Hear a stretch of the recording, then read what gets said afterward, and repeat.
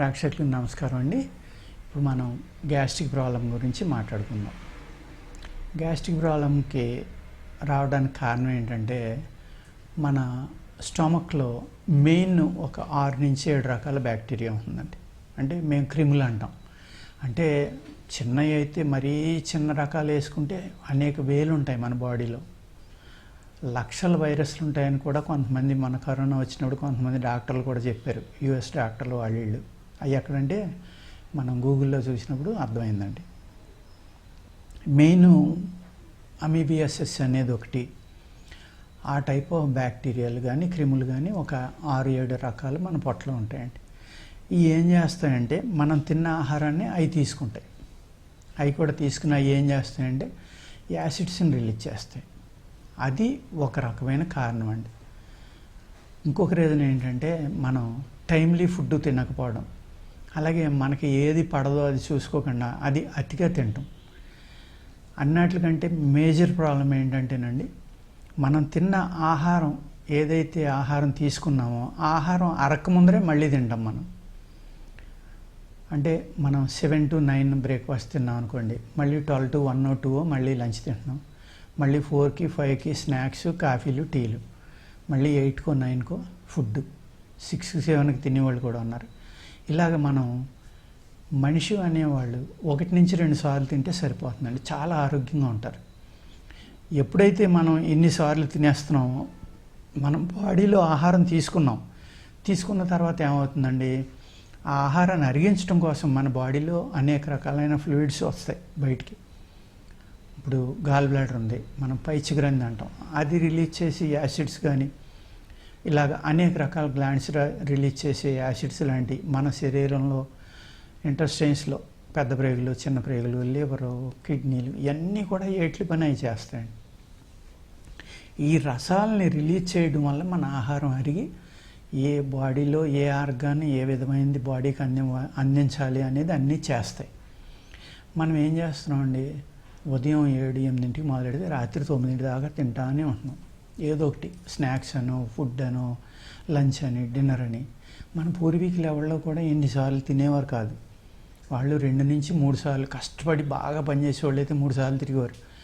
వాళ్ళు 2 గంటల్లోనే తిన్న ఆహారం పూర్తిగా అరిగిపోయేది కాబట్టి వాళ్ళు గ్యాస్ట్రిక్ ప్రాబ్లం ఏమి ఉండేది కాదు. మనం ఏం చేస్తున్నాం, అంత కష్టపడి మనుషులు తగ్గిపోయారు, హార్డ్ వర్క్ చేసేవాళ్ళు చాలా తగ్గిపోయారు.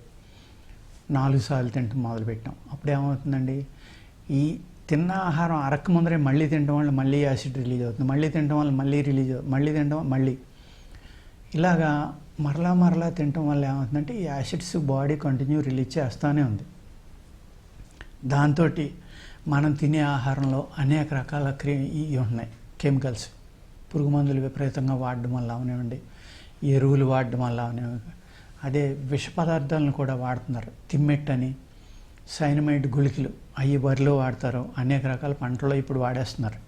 అవి భూమి మీద జిమ్మేస్తే అది టాక్సిన్ ఎయిర్ కింద అయిపోయి వాటర్లో కలిస్తే భూమి అంతా విషం అయిపోయి, ఆ విషమైన చోట ఇంక పురుగు ఏముంటుందండి, అదే విషాన్ని ప్లాంట్ కూడా తీసేసుకుంటుంది, దానికి పురుగు కూడా పట్టట్లేదు. ఎప్పుడైతే పురుగు పట్టలేదో అప్పుడు ఏమవుతుంది, అది విషంతో సమానం మనం తిన్న ఆహారం కూడా.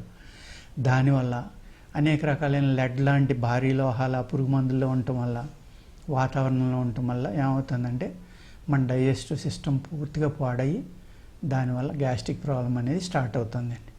ఈ గ్యాస్ట్రిక్ ప్రాబ్లం అనేది చాలా సింపుల్గా తీసుకుంటారు చాలామంది.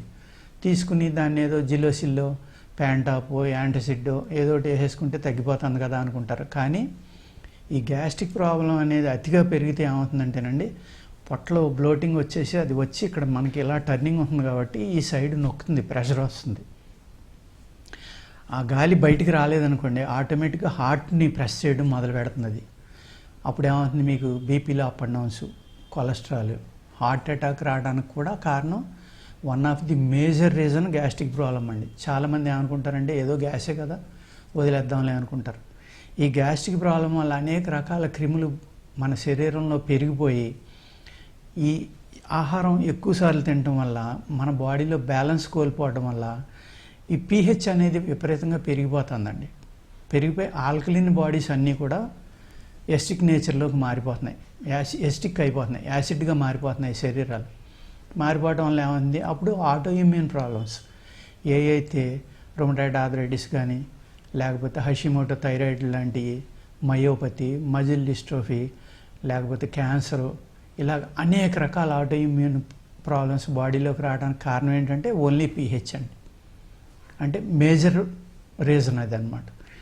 ఆ పీహెచ్ని మెయింటైన్ చేయాలి, గ్యాస్ట్రిక్ ప్రాబ్లం మన బాడీలో లేకుండా ఉండాలి అంటే కంపల్సరీగా ఆహారానికి మధ్యన ఏదో ఒక ఆహారానికి మధ్యన మీరు 12 నుంచి 14 గంటల గ్యాప్ ఇచ్చారనుకోండి, 16 గంటలు ఇస్తే చాలా మంచిదండి. ఒక్కసారి తిన్నవాడు మహాయోగి అంట, 2 సార్లు తిన్నవాడు మహాభోగి, ఆయుర్వేదంలో అద్భుతమైన శాస్త్రం అండి. 3 సార్లు తిన్నవాడు మహారోగి. మనం ఏం చేస్తున్నాం, 4 సార్లు తింటున్నాం. దాన్ని బట్టి మీరు ఊహించుకోండి మనకి ఎన్ని జబ్బులు రావాలో అన్ని జబ్బులు వస్తున్నాయి. రావడానికి కారణం కూడా మన ఆహారమే. అందుచేత సింపుల్ రెమెడీస్, మీరు చక్కగా వాము తీసుకోండి, కాస్త జీలకర్ర, కాస్త సోపు, కాసిన ధనియాలు 4 కొంచెం వేడి చేసి కొట్టుకొని దాంట్లో లైట్గా సైంధవలవణం లాంటిది కలుపుకొని భోజనం చేసిన తర్వాత ఒక 3 వేళకు వచ్చినంత 2 సార్లు నోట్లో వేసుకొని చక్కగా నవిలి ఆ సెలైవా లోపలికి వెళ్ళనివ్వండి. మీకు మ్యాక్సిమం గ్యాస్ట్రిక్ ప్రాబ్లమ్ స్టార్టింగ్లో ఉన్న వాళ్ళకైతే ఇమీడియట్గా తగ్గిపోతుంది. ఇది ఒక జనరల్ మెడిసిన్గా కూడా మీరు వాడుకోవచ్చు. దీనివల్ల ఫ్యాట్ పెరగదు, అజీర్ణం ఉండదు, తిన్న ఆహారం చక్కగా అరుగుతుంది. అలాగే అనేక రకాల బ్యాక్టీరియా కూడా చనిపోవడానికి అవకాశం ఉంది వాము వల్ల. అర్థమైంది కదండి. ఈ సోంపు అనేది ఏం చేస్తుందంటే మంచి క్యారియర్గా ఉపయోగపడి మీరు తిన్న ఆహారాన్ని బాడీ అంతా స్ప్రెడ్ చేయడానికి చక్కగా పనిచేస్తుంది. సాల్ట్ కూడా మీకు అనేక రకాల మినరల్స్ని ఇస్తుంది, ప్లస్ అరుగుదలకు పనిచేస్తుంది. అదే లూజ్ మోషన్స్, ఈ గ్యాస్ట్రిక్ వల్ల లూజ్ మోషన్స్ అవుతున్నాయి అనుకోండి, అదే వాముని వేపించి బాగా బ్రౌన్ కలర్ వచ్చేలాగా ఆ వేడిగా ఉండగానే అందులో వాటర్ పోసి మీరు ఫిల్టర్ చేసుకుని ఆ వాము రసం కనుక కొద్దిగా సాల్ట్ కలుపుకొని తాగితే గ్యాస్ట్రిక్ ప్రాబ్లం తగ్గిపోతుంది. వెంటనే త్రేణికి వచ్చి ఆ పొట్టలో ఉన్న బీసిపోయిన గ్యాస్ అంతా బయటికి వెళ్తుందండి. అతిగా గ్యాస్ ఉండటం వల్ల మీకు బీపీ రావడానికి ముఖ్య కారణం గ్యాస్ అండి. అదే గ్యాస్ ఏమవుతుంది, వాయువు, గ్యాస్ అంటే ఏంటి, గ్యాస్ట్రిక్ ప్రాబ్లం వాయువే కదా, ఆ వాయువు ఊర్ధముఖంగా వెళ్ళి ఏం చేస్తుందంటే బయటికి రానప్పుడు మన బాడీలో కలిసిపోతుంది.